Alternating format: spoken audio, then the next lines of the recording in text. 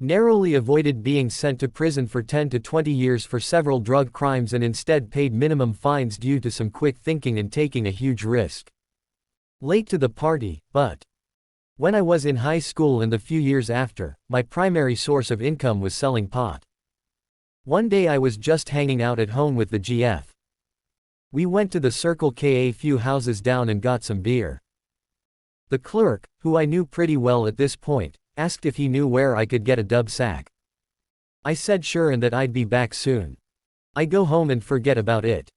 An hour or two later I'm like, oh shit, remember, weigh it out and go back.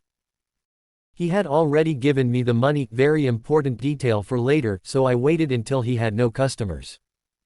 He came out and we went around the ice box, just smoking and chatting.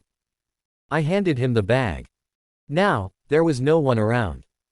Empty lot except for this beat-up Volvo facing the record store next door.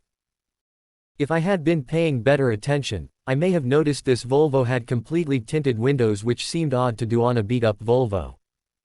Two men get out of the car and approach us. One tall skinny guy wearing 100% denim and another guy who looks like Dog the Bounty Hunter in a beige sweater. They approach us and ask how we're doing. Me and clerk look at each other like, you know these guys. Then all of a sudden, the flash badges and yell, EPD!